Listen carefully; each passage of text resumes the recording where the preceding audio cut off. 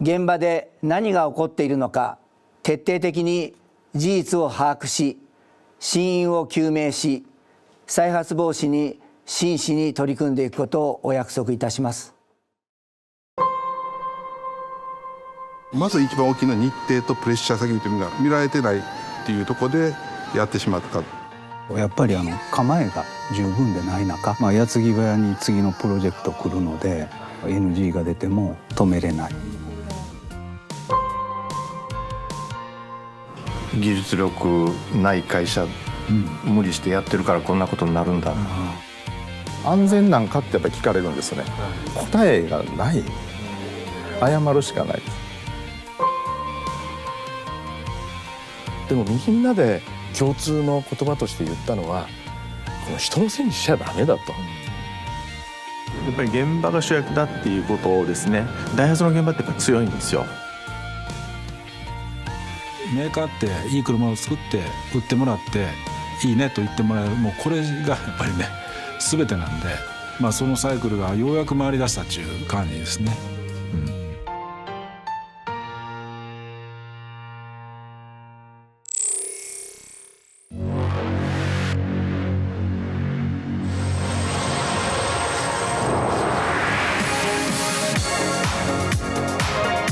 2025年6月5日、ダイハツ工業が新型車を発表しました。いかがでしょうか。これが新型ムーブです。デザインコンセプトはムーブらしく、動く姿が美しい、端正で凛々しいデザインとし、機能とスタイルを両立させた質感高いデザインに徹底的にこだわりました。30年の歴史で初のスライドドアを採用するなど、フルモデルチェンジで話題となった新型ムーブ。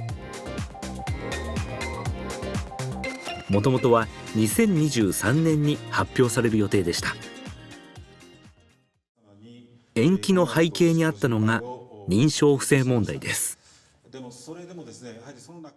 ダイハツの原点であるお客様のニーズに応える車作り、これを磨き込んでいき、喜んでいただける軽自動車をこれからも提供し続けてまいりたいというふうに考えております。どうか皆様、これからのダイハツにご期待ください。ありがとうございました。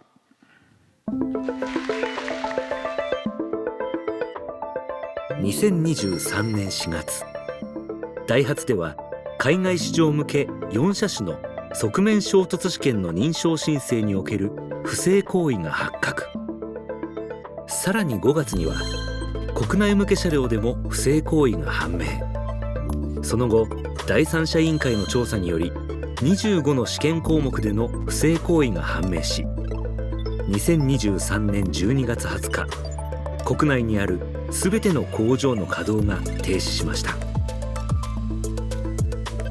そして2024年3月、ダイハツは新たな体制でのスタートを切ることに。先日、トヨタ自動車会長の豊田よりご説明申し上げたグループビジョンのもと、ダイハツはトヨタとともに安全安心を第一に置いた車作りを徹底し、風土改革、経営改革、ものづくり、ことづくり改革の3つの誓いに基づき、再発防止に取り組んでまいります。ダイハツが力不足の点は、トヨタの力を借りながら確実に実行していくこと、そして不正を引き起こしたダイハツの組織、風土をダイハツメンバーとともに力を合わせて改革し、ダイハツ体制に全力を尽くしたいと考えております。僕はね、認証業務における自主権を立ち上げようと思ってます、ね、それでトヨタグループで相次いだ認証問題を受け、豊田章男会長はグループのリーダーとして法規認証における TPS 自主権を開始しました。加えて、これはもう会社全体の風土としてあったんですけども、一定重視のプレッシャーというのがあって、認証現場にですね、全てしわ寄せを持っていってしまってたと。やっぱ認証試験って衝突とかあるんですけど、一発試験ですごいプレッシャーとか、これをもうみんなが感じていると。そのプレッシャーの中にあるにもかかわらず、本当に部品が正しいものについてるのかなとか、正しい試験できるのかなって、こういった不安もあると、こういった極限の緊張感の中で不安まで覚えさせてしまっていると、そういった状況が見えてきました。グループ全体での改善に今も取り組み続けています。そんな中、ダイハツの井上社長からトヨタイムズに連絡がありました。ダイハツの現場を取材してほしい。大阪のダイハツ町に来ました。文字通りダイハツの本社がある場所です。認証問題を受けましてダイハツは3ヶ月間工場を停止しました。一体何が起きて問題に至ってしまったのか、そして今後どのように再生しようとしているのか、井上社長にもお話を伺ってまいります。すみません、今日はよろしくお願いします。富川さん、こんにちは。お久しぶりです。どうもありがとうございます。よろしくお願いいたします。ありがとうございます。ここ2年ぐらいで起こった話、これを一つ一つですね、聞いていただいて、どんな実感がそれぞれにあったのか、どんな思いが個人個人にあったのか、それを聞いていただきたいなという思いで、準備しました。はい、ありがとうございます。よろしくお願いします。よろしくお願いいたします。じゃあちょっとお伝えしますので、今回認証不正に関わった部署をはじめ、その後の改革を進めている8つの現場を取材しました。当事者たちのリアルな声をお届けします。じゃあまずはこちらは早速ですけれども、安全実験棟と書いてあります。どうぞ。まず案内してもらったのは、最初に不正が発覚した衝突試験の現場です。去年我々直パっていうのはやはり仕事も含めて忙しかったということで、やっぱり 4S5 定という整理整頓ですねがもう全くっていうぐらい、おろそかになってたということで、やっぱり仕事の基本はやっぱり整理整頓ですから、そこからしっかりもう一回やろうやというので、みんなが一丸になってやり始めたというのが一番大きいポイントかと思います。はい、ありがとうございます。その他、設備や路面の老朽化なども正確な試験ができていなかった要因として挙がりました。でこれ今台車なんですけど、この台車のとこにアルミのブロックをつけて、実際当てます。でそのこれが車の後ろから車の側面にドンと当たります。側面ですね。でこれらの緑の方に行くんですね。そうでとこに車止まるので、これが発射されて、車当たります。でそのための今高さであったり角度であったり、これ全部認証要件で決まっているので、そういった今整備を特に今新しい人も来てもらったので、指導しながら今やってもらっている。現在はおよそ60人が衝突試験に関わっていて、これは当時の倍の人数にあたります。当時は日程もタイトでプレッシャーのかかる現場で、人も不足していました。竹島さん、何年ぐらいこの評価？僕も4月から来たばっかりなので、まだ新しく入ってもらったまだちょっといろいろ僕も覚えながら、こちらの職場っていうのが開発前の面っていうところで、やっぱりその開発がやっぱり失敗してしまうと、やっぱり大きな金額のものですし、やっぱりお客様の安全っていう意味でもものすごくプレッシャーといいますか、やっぱり今までよりも緊張感は大きかったです。不正が起きてしまった真因は何なのか、直球で質問をぶつけてみました。データの改ざんであったりっていう認証問題と言われているものが起きた場所ですけれども、一体その昔から発覚するに至るまでどんな状況があって、なんで起きてしまったと思いますか？いくつか問題があると思います。まず一番大きな日程とプレッシャー、先ほど言った試験に対するプレッシャー、通さなきゃならないプレッシャーがあって、こういったことが起こったということと、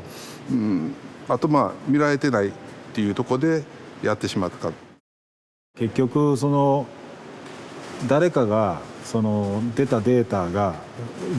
リクワイメントがちょっと外れてるって時に、誰かが変えろという指示をしたわけでもなく、ここで止めると、次の生産準備、ラインオフ、発売準備、待ってるお客さん、これ全部止まるっていうのがやっぱり当然分かるわけで、そこでやっぱり忖度っていうんですかね、ちょっと極めて日本的なのか海外もそうなのか分かんないですけど、そういうことが発生してしまいましたし、発生させられるような手書きのデータ写しとか、そういうのもやっぱりあったんで、ショート試験、目視目で見て判断するのもありますし、データ取るやつがあります。データ取るやつのものについては、データを取った時点でもうこの認証用のデータサーバーにもうデータ上げますから、自動的にもうここからあとはもう誰もが触れないというようにしていったり、我々は法規認証試験は国に代わってやってるんだという、考え方の教育ですね、をもう一度やったということで、我々のためにやってるんじゃない、お客さんのために安心安全、法規に通った車をの試験をやってる、任されてるということをもう一回自覚し直したというところも大きい改善かと思います。さらに新たな衝突試験場を作り、トヨタ自動車などと人材交流をするなどして再発防止に取り組んでいます。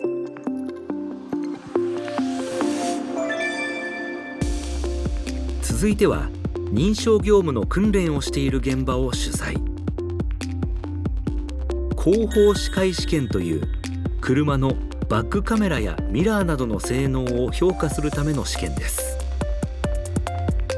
認証試験というやり方は先ほど佐橋もおっしゃってたようにですね、もうやり方を全て国交省に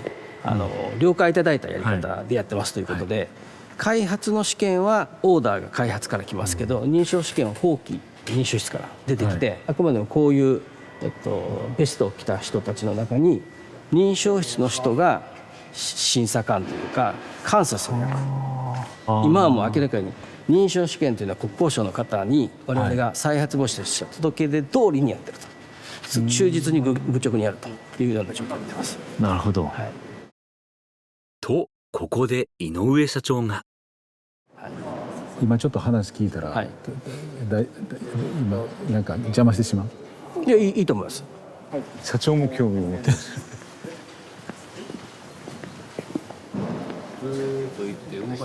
作業試験中すいません。これ今あれですよね、作業習熟訓練ですよね。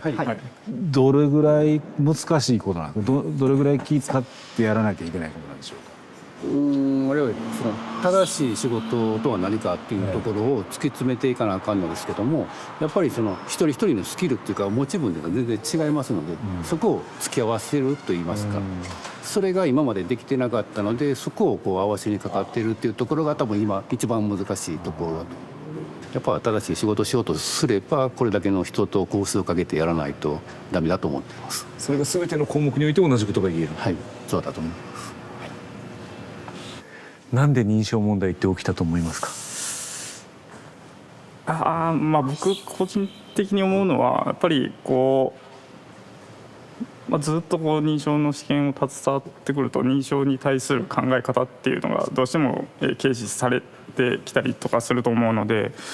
まだ緊張感が抜けたりだとか、そういうことから、今回そういう認証の問題が起きたのかなって僕個人的には思います。でも本当ね、認証制度ってもう何十年もやってて、やっぱりそれが作業と化してくると、本来なんでやらなきゃいけないかっていう意味が風化していくっていうのは、その通りやね。多分ね、それをもう一度原点に帰って、なんでこの認証試験をやって、なんで申請して、なんで許可もらって、だからこそこうやって量産メーカーとして認めてもらえるというのをきっちり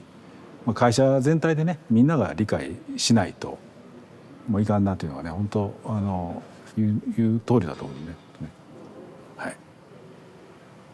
りがとうございます。およそ3ヶ月間稼働が停止していた滋賀工場。現在の工場の様子を奥田工場長に聞きました。こちらはバンパーのラインになります。はい、でバンパーは、この建屋の、向こう側ですねに樹脂工場がありまして、そこで成形して色を塗ってここまで届ける。あんな風にして何かトラブルがあったらビデオで解析するみたいなことも実はやってたりもするので、はい、作業のミスがなかったかとかそういうのもちゃんと各カメラでですね、映像でね、はい、映像で撮って。このように今は通常通りの稼働に戻っていますが、停止当時はどのような状況だったんでしょうか。もやもやした状態で生産ラインで働く皆様にとってはもう本当に突然の出来事だったので、急にラインが止まりますと。で12月25日からはもう出荷もありませんということになったので、もう実際非常に混乱しました。事前にまず聞いてなかったという話、それからメディアの報道が先行してしまったので家族にも説明できないっていう、で何があったんですかと聞かれても答えられないというですね、そこは本当に皆さん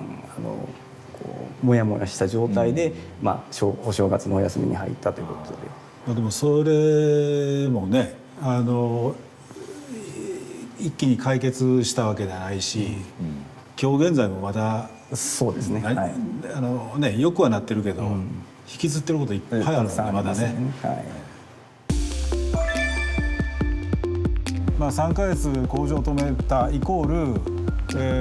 ル、部品を使わない状況ですので、全ての、部品工場もほぼほぼ止まった。でそれを運ぶ、輸送会社、車両輸送、部品輸送、もうこれ全部止まった状態が起きました。そこのサプライヤーさん対応を、やってた部署ですし、その状況を一度ちょっと聞いていただきたくて、準備しました。はい、ぜひ。2000社を超えるサプライヤーと取引をしていたダイハツ。調達部で室長を務める2人にお話を聞きました。最初に工場止めるってなった時にいつ再開するか分かんないっていう状況じゃないですか。どういう説明をされたんですか。いや本当に説明ができない状況でして、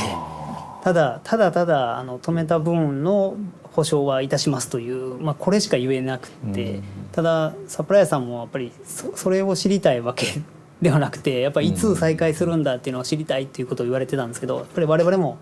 全然情報がなくて、本当情報がないのが本当に苦しい状況だったなっていうふうに思います。生活がかかってるわけじゃないですか、白崎さん。すごく切実な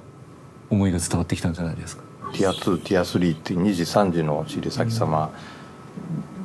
に行ってみたんですけどね、お詫びにこう回っていったんですけども、行ってみたらもう真っ暗な状態で工場がすっかりもう電気も落としててということで、もう電気ももったいないんだということで抱えてる従業員、これからどうなるのかとっても不安だというような声もいただきまして、技術力ない会社で無理してやってるからこんなことになるんだとか、そんな言葉もありましたですね。今はようやっとそれがいろんな情報の発信も早くなってきて、ようやっとこう情報がタイムリーに出せるようになってきてるので、少しサプライヤーさんも安心いただけつつあるかなっていうのが最近の状況でございますね。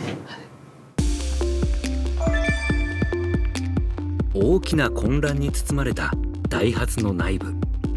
コールセンターもその一つです。失礼します。こんにちは。すいません、失礼します。失礼します。浅田さん、すみません、よろしくお願いします。よろしくお願いします。室長の浅田です。はい、よろしくお願いします。今は比較的静かですけど、はい、とんでもないことになってたんでしょうね。そうですね。記者発表があった時にはですね、直前6万件ほどのですね、はい、お電話をいただいたということでした。はい、6万。はい。通常は日当たり150から160ぐらいなんですけども、はい、瞬発的に6万件ぐらい。平均的に1件の問い合わせにつき対応時間は10分から15分ほどですが、当時は1件2時間以上の対応が必要だったケースも多くあったといいます。ただ回答といっても、じゃあこれはこうだ、あれはああだ、いついつ再開、これは大丈夫っていうのがもうきちきちと言えれるような状況じゃなかったんですよね。その問題については回答は差し控えさせていただきますみたいな、ただ商品としては安心してお乗りいただけます、以上なんですよね。その裏打ちするものも何も言えないわけですもんね。そうなんです。安全なんかってやっぱり聞かれるんですよね。それと対象車両かと。もう当時は全てがもうダメなような感じになってましたので、我々もやっぱりお客様からのご質問いただいても、今井上社長おっしゃったように、答えがない、謝るしかない。かなりの時間そういう明確にお答えできなかったので、辛い状況。オペレーターの管理を任されていた沖さんは当時をこう振り返ります。やっぱりベテランでもやっぱり今まで結構強いなと僕らも見てたオペレーターでも終わった後ちょっとやっぱり涙流すとか、電話取るのをちょっとしんどいってなったこともありましたけど、休憩室あるんですけど一旦一息置いたらまた頑張ろうって言って対応してくれたんで、ですので、一番ピークの時で大体稼働率というのが 60% ぐらいなんですけどもう 98% とかほぼずっと電話出てる状態っていうのが続いてました。同じくお客様と向き合ってきた営業。話を聞かせてくれたのは武田本部長です。でいずれにしてもこの1年半、やってきたんですけども、正直ですね、厳しい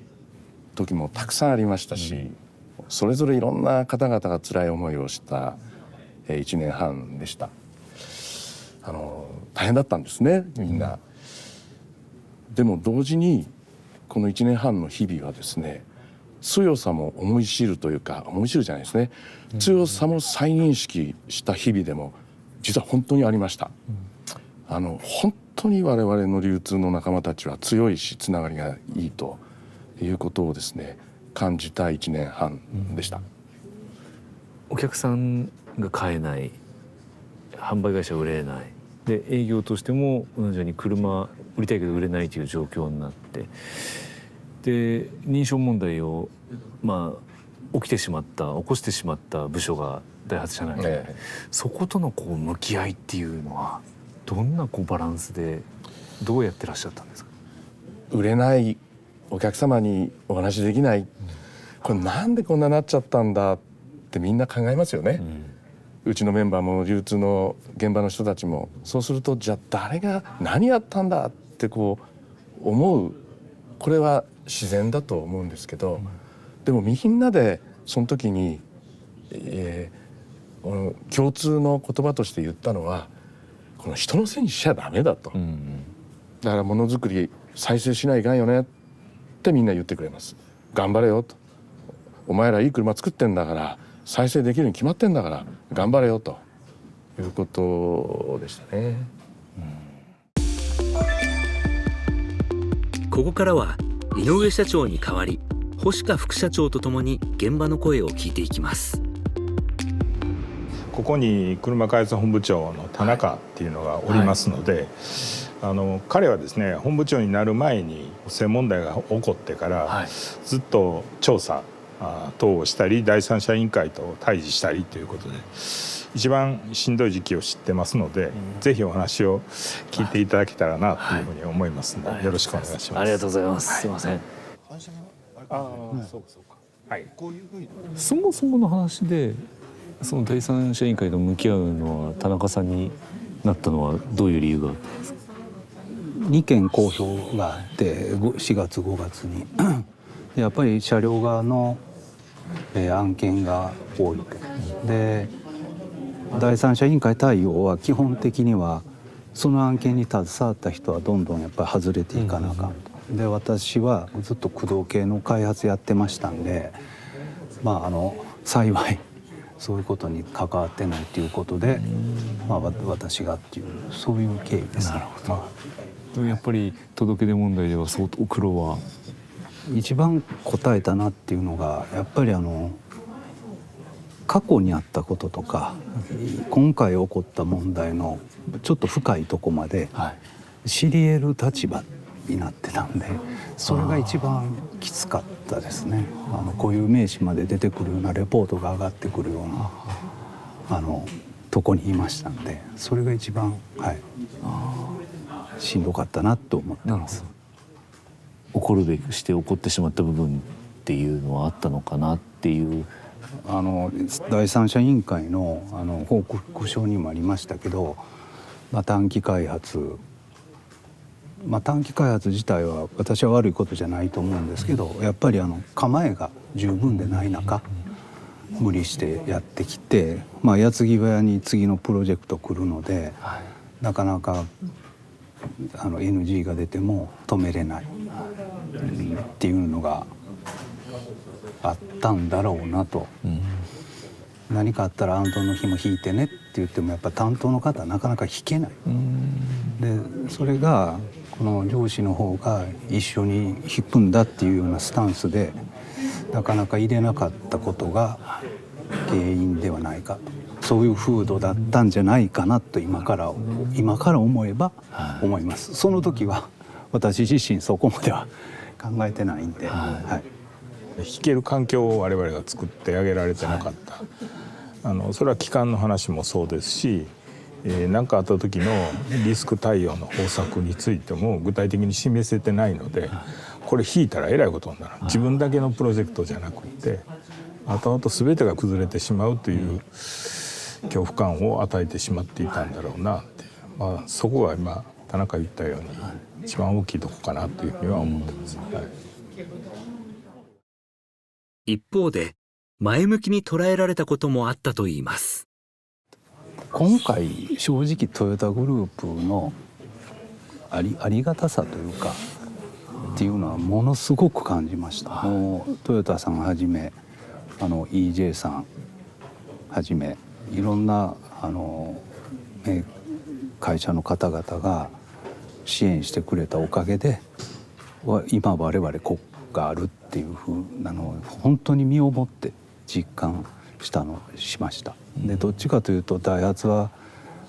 独自性にこだわるとかいうとこあったんですけど、それはそれで大事にしながらやっぱりグループっていうのを意識しないかんなっていうのを改めて感じた。本当に心の底から感じたっていう、そういう意味では良かったとは言いませんけど、いろんな意味でいいきっかけだったんじゃないかとは思っています。これからまだまだ頑張らないと再生はできないんですけど、そういう気持ちを持ってやっていきたいと思います。最後は不正を受け新たに立ち上がった組織3つの誓い改革推進部。トヨタ自動車の佐藤社長が会見で言及していた風土改革、経営改革、ものづくり・ことづくり改革、この3つの誓いをもとに日々再発防止のために取り組んでいます。この3つの誓いを全社全員の取り組みとして進めていってるんですが、やっぱりどうしても偏った取り組みになりがちになってくると思ってます。そこを我々3つの誓いが横串を刺してつなぎ合わせてですね、全社の取り組みとしてしっかり進めていけるようにということで、全体のペースメーカーとして担っていけるように、そういう役割を担う部署かなと思っております。その横串を刺すっていうのも縦の壁が分厚い場合ってなかなか刺さらないと思うんですけども、刺さらないですね。でそこを正面切って刺しに行こうと思うと本当に全然刺さらなくても跳ね返される一方だと思っています。なので我々夜の8時9時とかにですね実はいろいろモヤモヤが溜まってそうな部署の皆さんの話を聞きに行ったりとか、そういうところで地道に草の根的に今何に困ってるんだろうというところを一人一人話を聞きに行くようにしてまして、お悩みを聞く、吐き出すっていうことだけで少し前向きに一歩踏み出せるっていう方もいらっしゃるもんで、そういう取り組みが我々の本当にやらないといけない部分かなと思ってやっていってます。そもそも不正が発覚したのは外部への告発からでした。内部通報制度の見直しも必要な項目の一つです。もともと内部通報、社内の内部通報制度の調査をする人間って2、3人しかいなかったんですよ。でどういうことが起こってるかっていうと、その重たい問題は彼ら監査部で調査するんですけど、そうでないものは職場に返しちゃうんですね。そうするとそのなんていうか、通報を上げた人の上司が調べることになるので、すごく信頼性がなくなってしまって丸め込まれるんじゃないかとか、握りつぶされるんじゃないかみたいな意識があったことは確かなので、監査部の人数を増やしました。10名以上に増やして、で当該部署出身の人はその部署は調べない、別の部署領域出身の人が調べるとかっていうことで、第三者的な調査を徹底したことが一つと、それでも信用できない人はいると思うので、外部の弁護士事務所経由で、ちゃんと提案が上がる制度も選択肢を増やすという意味で増やしました。外部であっても通報してくれる人がいるっていうのは逆にいいことなのかなというふうにも考えるようにしてですね、それをできるだけ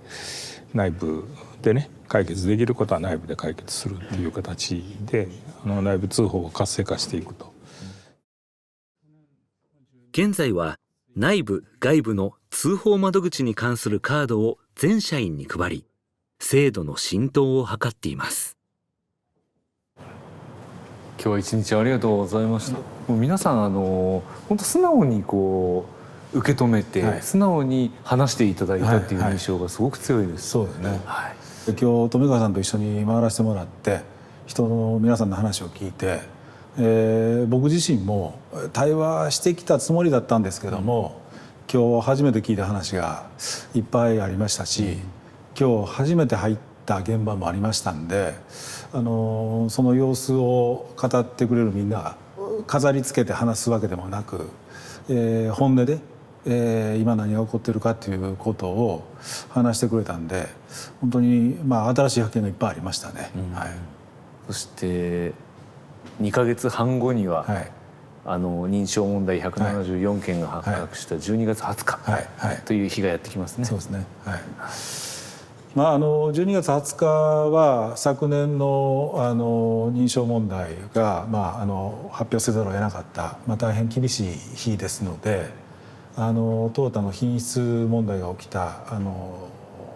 再出発の日と同じように、ダイハツの12月20日は再出発の日ということで、一度全ての作業とか工場も止めて、みんなでそれを振り返る日にして設定してます。その時をまたぜひ富川さんトヨタイムズチームの皆さんには、もし来ていただければ、僕らの、その行動宣言とか、気持ちとか、みんなの表情とかは、見に来ていただければありがたいなというふうに思っております。ぜひ、もし時間が許せば来ていただきたいと思います。お願いします。今日は2024年12月20日、ダイハツが不正を公表してからちょうど1年の日です。ダイハツの社内には考えて動くと書く行動館が作られました。中に入ってみますと、すぐに目に飛び込んでくるのは認証試験を実施した車です。今日まさにこの場所でこれから井上社長が全従業員に向けたメッセージを送ります。まさに今日がダイハツ再出発の日です。おはようございます。井上でございます。この1年、我々ダイハツグループおよびその我々の仲間は、創業以来最大の課題に直面し、ダイハツという企業存続の危機に陥りました。ダイハツ全面出荷停止措置を受けた課題の日から、本日で365日が経ちます。我々は日本と海外にいるお客様をはじめまして、販売店、仕入れ先、ダイハツ拠点がある自治体、地域の皆様、そしてそのご家族の皆様、大変多くのステークホルダー関係者の方々にご迷惑をおかけしてまいりました。そしてその影響は1年経った今でもまだ続いております。本日は再発防止を誓い、そして未来につなげていく、そんな一日にしたいと思います。二度と過ちを犯さぬように毎年振り返る日として、この日を再出発の日と制定し、今年から毎年続けてまいります。再発防止を誓った第1部。第2部では未来に向けた話が井上社長、桑田副社長から全社員に伝えられ、従業員との対話も行われました。対話とのことですので、ちょっと重苦しい空気があるかと思うのですが、上を向いて笑顔で質問させていただこうと思います。井上社長に今の心境をお聞きしたいと思っております。やれるんじゃないかというその、確信と、よくはなってますけれども、確信が確信のままに進んでいかないというのが今の、今日現在の状況です。はい、回答になってますか？わかりました。ありがとうございます。ワンチームで一緒にいい車作りをしていきたいと思います。ありがとうございます。ありがとう。第3部では各本部や職場ごとに対話が行われ、初めての再出発の日が終わりました。今日もみんなにね伝えたんですけれども、やっぱりやってる人が主役だと、やっぱり現場が主役だっていうことをですね、これやっぱりやっていきたいと思ってますし、ダイハツの現場ってやっぱり強いんですよ。だからそれをねやっぱり伸ばしていくっていうことをみんなでやっていきたいなと思います。時にはねいろいろ言い合う話もあると思うんですけど、やっぱりみんなでね一緒にやっていこうっていうのはずっとやってるつもりですし、やっていきたいなと思ってます。はい、はい、一日の終わり、行動感を作った意味を井上社長に聞きました。ダイハツはこの届け出問題で、やってはいけない不正をしました。でその時はですね、もう本当にこの開発部隊には、ものすごい量の仕事量とプレッシャーがかかってました。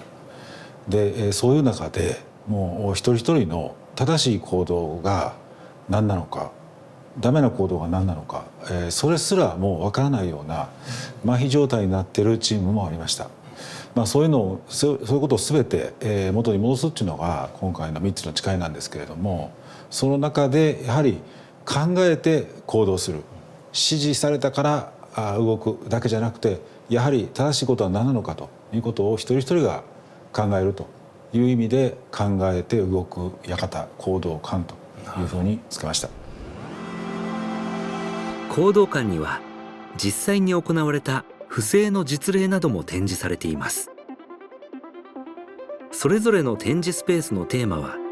知る、把握する、共感する。こうして不正が起きてしまった背景を学び、最後に待っているのは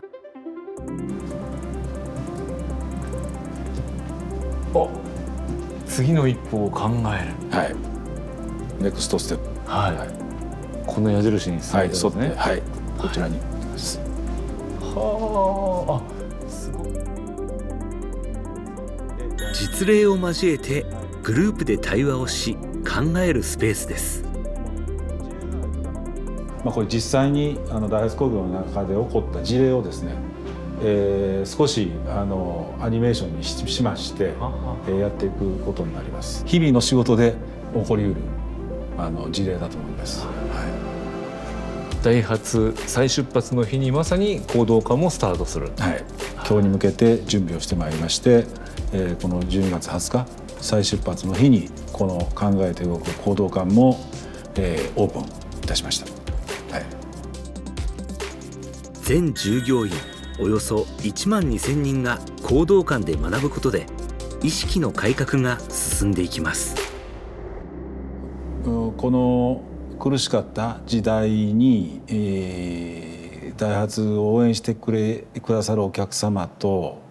販売会社の皆さん、仕入れ先の皆様、海外の皆様、もう本当たくさんいらっしゃったんですけれども、私はねその声に非常に嬉しくて、エモーショナルにはなるんですけれど、それはもう甘えちゃいけないというふうに思います。ダイハツ工業は、再発防止をきっちりやりながらも、次の世代の車をですね、タイムリーに出していかないと。だからいつまで待ってもらえるかっていうのはもうそれはもう我々自身がお褒めの言葉とか、優しい言葉は、自分の中で翻訳してしっかりやらないかんと